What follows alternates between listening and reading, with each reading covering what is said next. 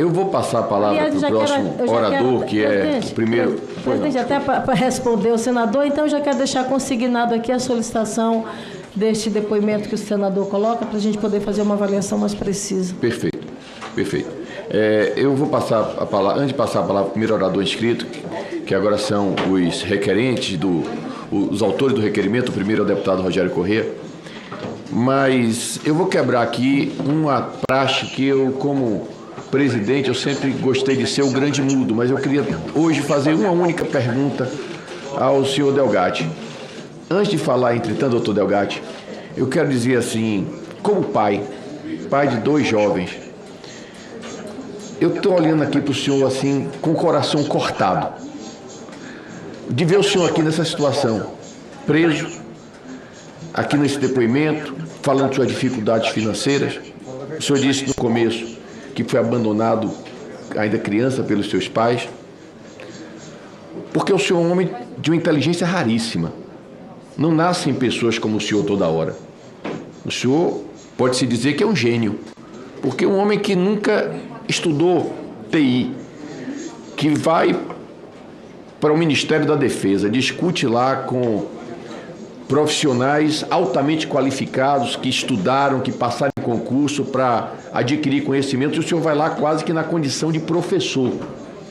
Um homem como o senhor, certamente era para estar na academia, era para estar no ITA, era para estar numa universidade, era para estar em uma grande empresa brasileira, dando uma contribuição extraordinária para o Brasil. Extraordinária. É uma pena que a vida, às vezes, prejudique um talento natural como o do senhor. É uma pena. Eu realmente olho assim como pai, e a posição aqui do senhor corta o meu coração. Corta o meu coração. Assim, acho que qualquer pai que tivesse um filho com esse nível de inteligência teria muito orgulho do senhor. Eu teria, né? Pela sua inteligência. Pela sua inteligência. Agora, o senhor teve uma vida errante e que o trouxe a essa condição aqui que o senhor está passando. Eu queria só fazer uma pergunta, uma única pergunta, que só para entender, porque eu, diferentemente do senhor, sou quase um analfabeto digital. Então, é só uma pergunta mesmo técnica. Essa questão, essa palavra código-fonte, para mim, é uma coisa que eu, pessoalmente, não faço ideia do que seja. Eu já ouvi falar isso algumas vezes, mas para mim, eu não entendo o que é isso. Quando o senhor diz assim, o código-fonte, ele é feito pelos funcionários do TSE, é apenas um código-fonte que é colocado, e esse único código-fonte, ele vai para todas as urnas do Brasil, ou podem ser feitos mais de um código-fonte, colocar códigos-fonte, um determinado código-fonte em algumas urnas e outro em outras urnas? É só essa pergunta, porque é realmente uma curiosidade que eu tenho. Vamos lá, o código-fonte é o mesmo em todas as urnas. Tá. Assim que instalado, é solicitada a cidade. E ele, assim que é posto a cidade, ele apenas oferece os deputados de lá, os vereadores e prefeitos. E uma analogia simples aqui é que o código-fonte seria como a farinha, o ovo de um bolo, o leite, então, e o compilado seria o bolo pronto.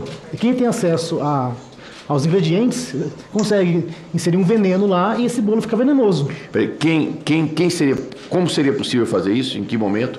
No momento em que é criado e editado e atualizado o código-fonte. No TSE ou quando chega nas cidades? No TSE, nas cidades não. Nas cidades não? Não.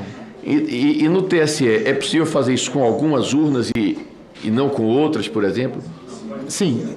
Caso haja alguém com mais intenções, ele faz esse código em todas as urnas, só que o código funciona apenas em urnas específicas, porque é uma zona maior e que tem mais votos, e ele usa também de inteligência artificial, e ele pega o resultado da anterior e faz a margem de erro, mais ou menos naquela região. Então, não seria algo grosseiro, que seria, apenas na cidade vai ter 100% dos votos. Não. Ele faz algo que soe, que seja de verdade, não um algoritmo. Inclusive, o algoritmo é a inteligência artificial, porque ela tem essa inteligência de manipular o voto caso haja alguém mal intencionado no TSE. Eu entendi. Agora, o senhor não saberia nos responder, eu imagino, assim, como é o procedimento para operar este trabalho dentro do TSE? Se é uma pessoa sozinha, se são 20, se são 30, o senhor tem ideia de como seja? Eles dizem que são 5 pessoas, mas eu descobri que até 2018, 2019 era apenas uma pessoa, que é... Eu posso falar o nome aqui da pessoa? Pode. Giuseppe Dutra Genino. E em 98 ele já havia feito um curso de algoritmos. Em 98 ninguém sabia o que era isso aqui no Brasil. Ele fez um curso na França. Eu levantei isso, que ele fez esse curso na França de algoritmos. Então, eu achei estranho eles darem tanto poder a apenas a uma pessoa, porque outra pessoa no lugar dele, ou até ele, tem o poder de decidir o resultado de uma eleição. Ele vota por 200 milhões de habitantes, caso ele tenha essa má intenção. Eu entendi. Mas hoje isso não é mais feito por uma pessoa só. Hoje não. Após aquele inquérito de 2018, esse Giuseppe ele se aposentou e agora tem mais pessoas. O senhor me lembra um personagem de um filme. Um filme que é Prenda-me se for capaz, que é uma história real de um sujeito que era um falsário e acaba se transformando em agente da CIA, que foi no cinema interpretado pelo Leonardo DiCaprio, né?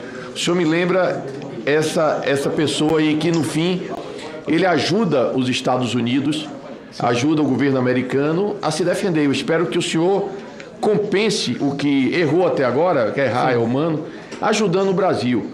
E dentro dessa linha,